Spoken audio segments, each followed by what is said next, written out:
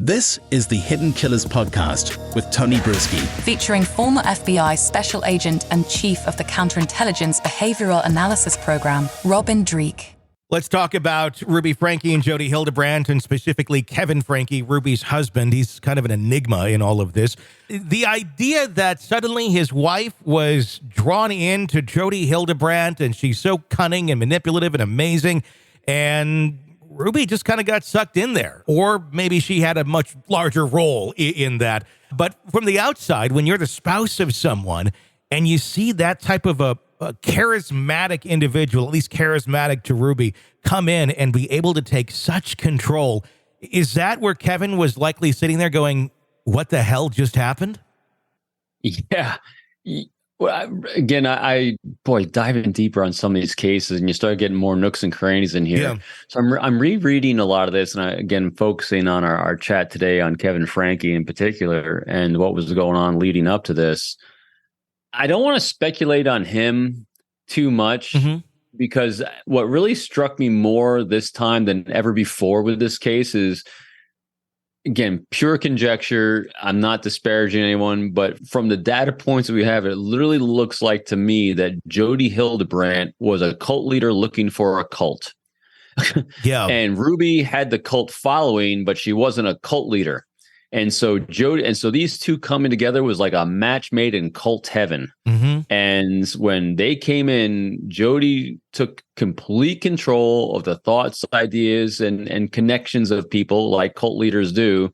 She got Kevin out of the picture by saying, you got to get separated. It's really unhealthy. And so she was using the leverage of a, I don't want to say disbarred because she wasn't illegal, but of a fraud clinician in my eye point, because she had her license taken away or suspended or whatever it was, to take total control of the access that Kevin had to this family, and she took over the cult. It's what it looked like to me.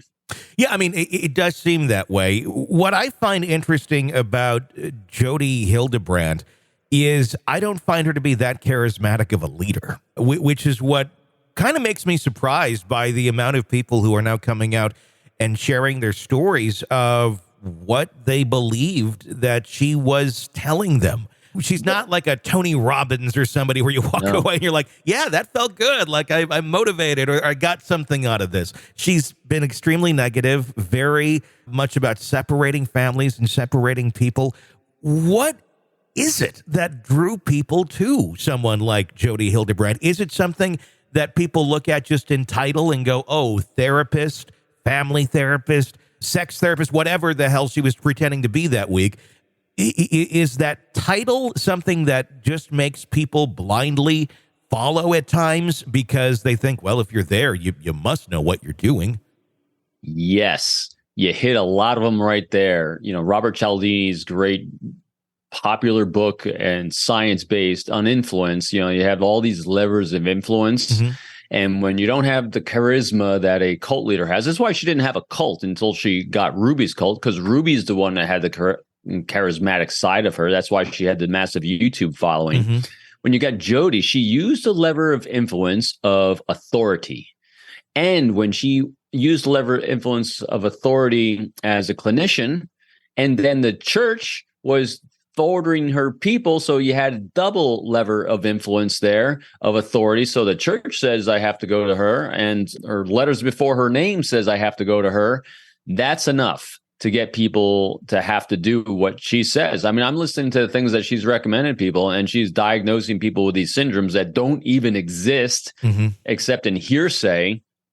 That's exactly what happened. And so because she didn't have the charisma to have her own following, she saw Ruby's following and she's like, I'm going to take that one. Again, pure conjecture. I'm making it a narrative, a fictional narrative maybe. But when you look at the data points that we're seeing and you look at levers of influence and you put it all together with what looks like it transpired, I mean, how is it that Kevin, any father of kids, goes along with this thing? Well, she had a lot of levers of influence, obviously, over Ruby, who, as we said in the last show, might have been in competition with all the other siblings that seem to have a big following on YouTube, and she's trying to keep up with them, and what a mess.